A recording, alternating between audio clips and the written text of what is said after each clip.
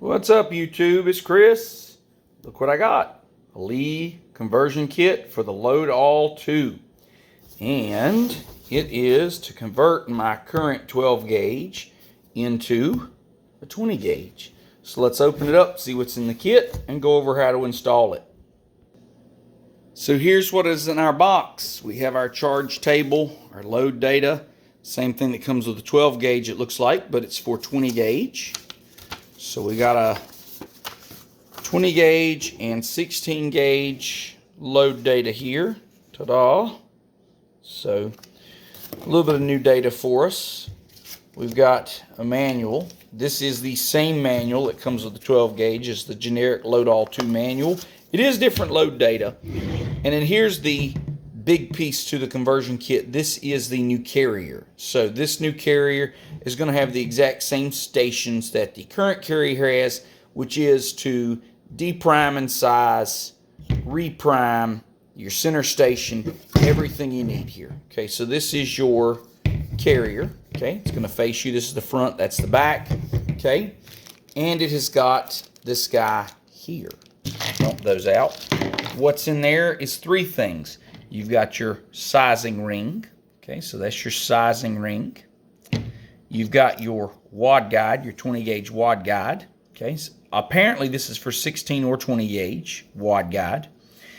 And then you've got your ring here that goes on your base to hold your 20 gauge shells. So basically, you're going to trade out this little deal here that holds the rim on the final station for your final crimp. You're going to change your wad guide. That'll just go on the bench next to the 12 gauge sizing ring. And you got to change out this guy here on your press. And I'll show you guys how to do that at the bench. All right, so first things first, just like to pull down on the handle here. Flex this aluminum bar out. Okay, so flex this aluminum bar out on both sides. Boing. Let that kind of hang. Lay your spring on your bench. Lay your plastic spacer on your bench. Gonna lay that to the side. Gotta grab my Phillips head screwdriver. And we're gonna go in here, take the Phillips head screw out of the back. All right. I'm going to leave that screw. I'm holding it with the screwdriver. I'm going to leave that screw in the leave that screw in the hole. Remember, guys, this has two holes in the back. This has two holes in the back. You want to put it in the top hole. The top hole puts it lower to the base of the press. That top hole is 2 3/4. That top hole is 2 3/4. The bottom hole is if you're loading 3 inches. And I'm going to be loading 2 3/4. So I've got my 20 gauge wad guide on. Very cool. I've got my 20 gauge sizing ring. And I want to just show you guys if this thing will focus. One side of this ring has a little chamfer on it. You see that little chamfer? The other side is totally square. It's going to go that side down. So if you look at this 20 gauge sizing ring, it's got these 3 lines. It's going to go like that over the 20 gauge shell.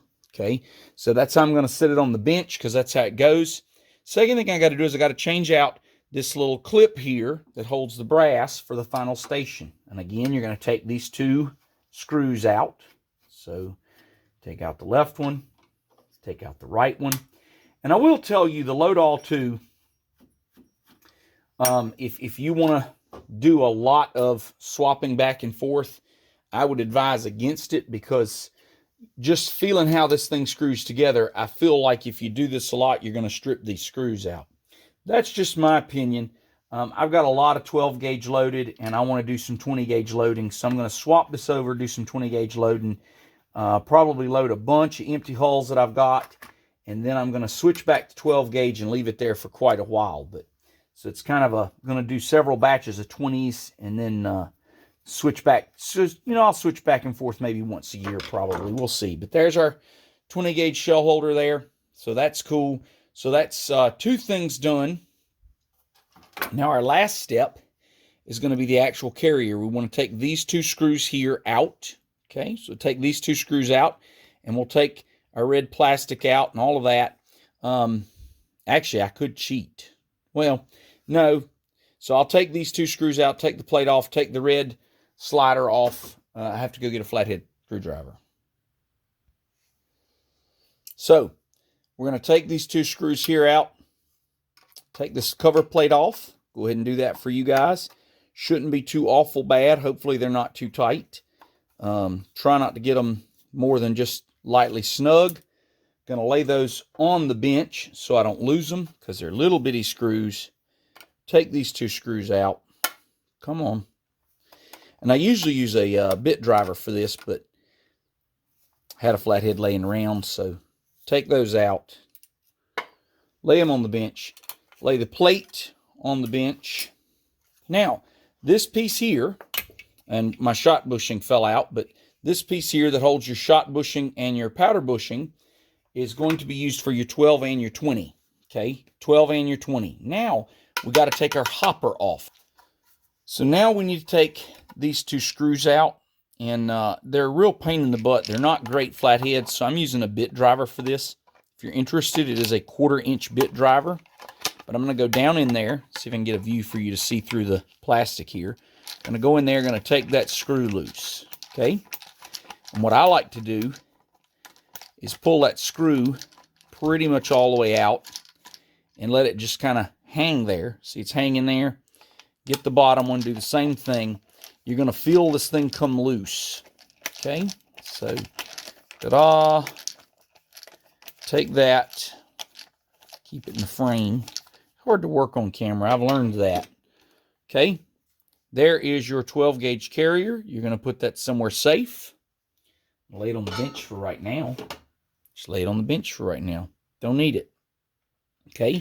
Now, because I've left those 2 screws there, I'm going to give that a shake. They're hanging out the bottom. It's going to make it really easy to line this up. Now, just to show you, there's 2 ways this will go. You can put it this way, or you can put it this way, okay? You need to line the holes up. I do have to make sure I tell you all this. You need to line your screws up with the holes so that you have this shelf here. That's where that red thing goes for your powder and your shot, okay? So line that up, get that screw started. And what I like to do with these is get 1 screw going, okay? Get it, you know, a little ways in. Come over to the other side and do the same thing. So get that screw going and get this screw going. Make sure everything's lined up. The first time is the hardest because these actually come from Lee. There are no threads. So when you screw this screw in, you're actually cutting the threads. So the first time, this is brand new, is really tough because you're cutting the threads with the screw. Every subsequent time, these are easier because, and for the love of all things holy, don't over tighten it. Because if you strip it, you just wasted some money. I got this from Ballistic Products Incorporated. I think it was $23. And you strip it and you've wasted $23. So anyway, got that snug down, not super tight, but just on there. There's your 20 gauge carrier. Remember, you got to have this shelf here. In that shelf is going to go this bad boy here. And it's going to be a little snug probably at first. Okay, a little snug at first. But there's that. And you'll notice my shot bushing is still missing. So there's that.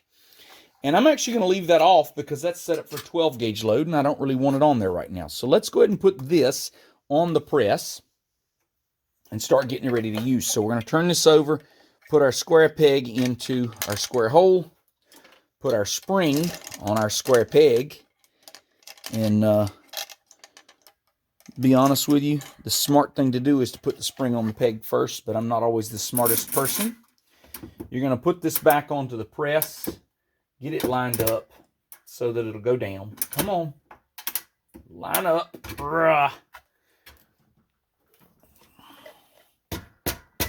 That is snug. That is snug. Let's try that again. It looks like it's binding up on me a little bit. All right, there we go. That's not so bad. A little snugger than my 12 gauge. I'm going to take our aluminum arms here.